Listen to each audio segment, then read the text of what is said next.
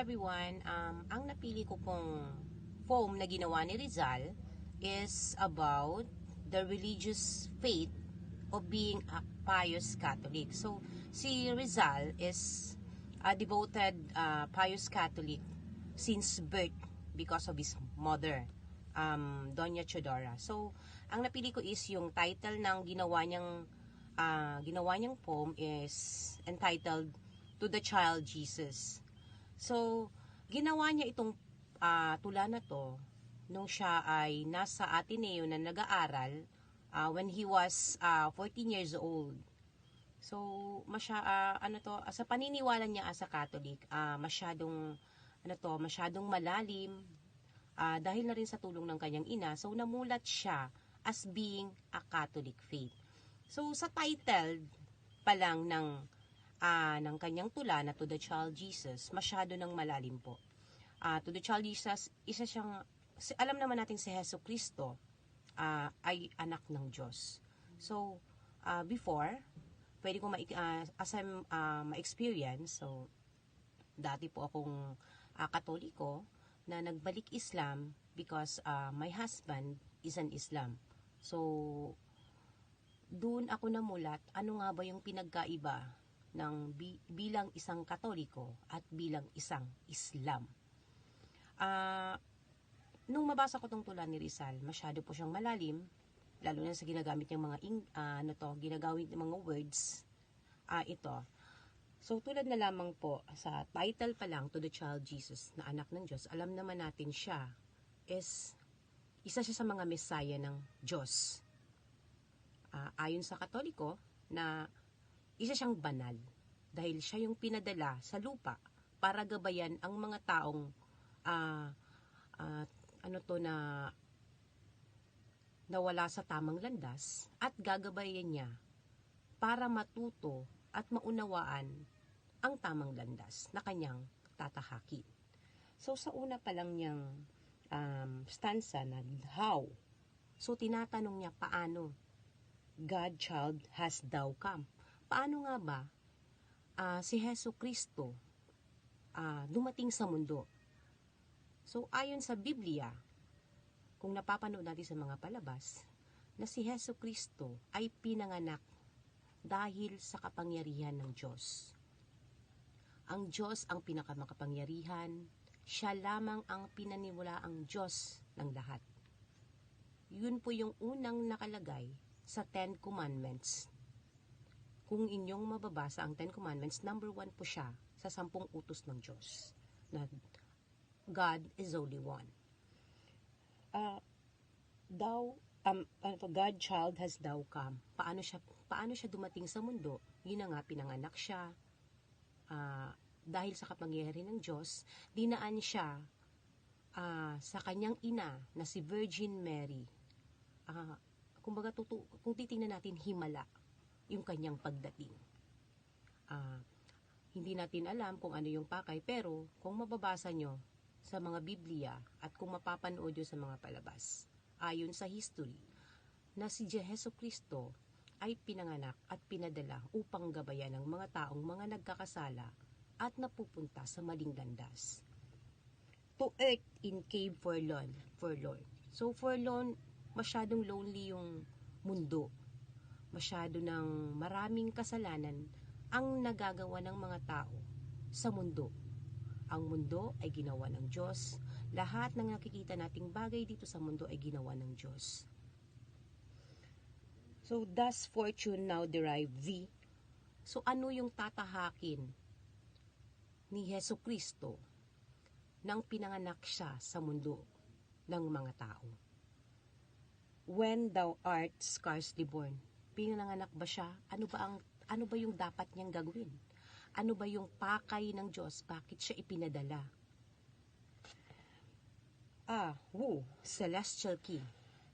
So, siya yung pinadala ng Diyos upang bigyan tayo ng gabay nga. Diba? Who mortal from those keep. Ginawa siyang tao, ngunit binigyan siya ng kapangyarihan.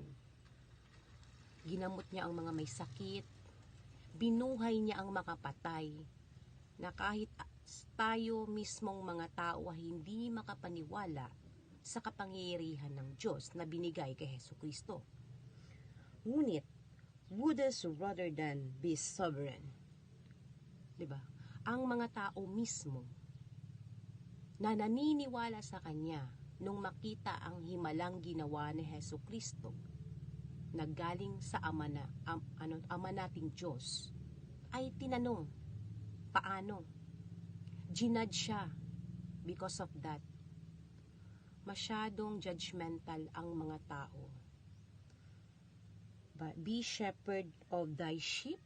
So he's questioning, bakit yung paniniwala ng tao, na dati naniniwala sila sa Diyos, pinaniniwala ng makapangyarihan ng Diyos, ngunit tinatanong nila, masyado bang makapangyarihan ng Diyos? Bakit kailangan pang ipadala ang anak kung pwede namang idiretso niya? Tinatanong nila ang power na binigay ng Diyos kay Hesukristo. Inabandon nila yung faith nila kay Hesukristo.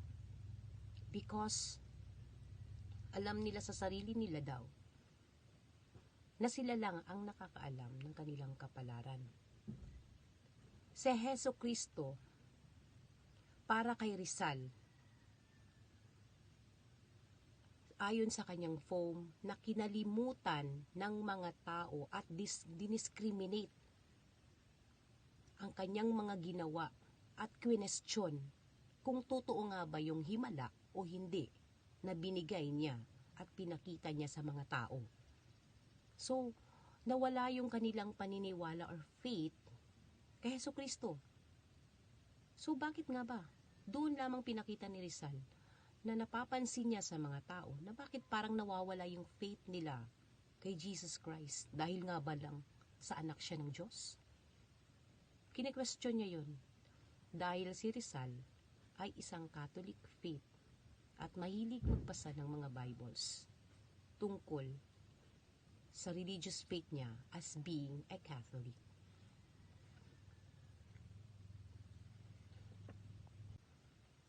Dito naman sa background, kung ano yung interpretation ko or connected siya sa ginawa kong tula na To the Child Jesus. So nakikita nyo naman itong yellow na parang star. Pwede ko siyang ihalin tulad as a sun. So si sun, alam nyo namang nagbibigay liwanag sa mga tao. 'Di ba? Kung wala si sun, walang araw, walang day, puro na lang tayo night. So nandito si sun, or sa gabi naman pwede siyang magiging si star. Pero actually, I just want to interpret this as a sun. So, nagbibigay siya liwanag sa mga tao. So, anong connection niya? So, you know naman, si Jesus Christ, nung binuhay siya, nung Easter Sunday, as 3 a.m. ng madaling araw. So, nagbigay siya ng liwanag sa mga tao. So, yung lahat ng mga nabigay niyang mga payo, is parang naliwanagan yung mga tao doon. Ito yung ito yung bigay na liwanag sa mga tao. So, ito namang si Angel. Si Angel is isa sa mga anghel na pwedeng gumabay sa atin, gumabay sa mga tao. Siya rin ang gumagabay kay Hesukristo na inutusan ng Diyos para gabayan si Jesus Christ, 'di ba? Nung nasa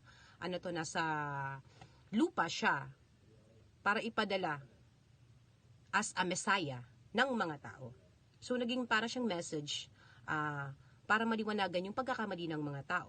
Ngunit nga, dahil sa judgment ng mga tao is, hindi natin masisisi kasi iba-iba ang paniniwala ng mga tao, iba-iba tayo ng, iba-iba tayo ng interpretasyon, iba-iba tayo ng religion. Because of that, depende na lang sa atin kung saan tayo susunod. Either it is bad or good kasi because of word the ethics, so nakadepende na sa atin kung saan tayo susunod. Pero, much better na sumunod tayo talaga sa tama. So, ito namang yung baby. So, this is, I would like to interpret this as Jesus Christ. Nung pinanganak si Jesus Christ kasi, is nasa sabsaban. So, dumating yung 3 kings, di ba?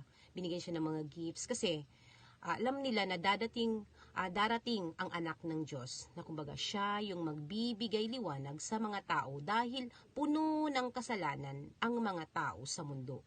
Nakalimutan na nila kung sino ang Diyos, sino ang makapangyarihan, kaya pinadala si Jesus Christ para bigyan ng liwanag ang mga tao. Ngunit dahil din sa judgment ng mga tao, nakaranas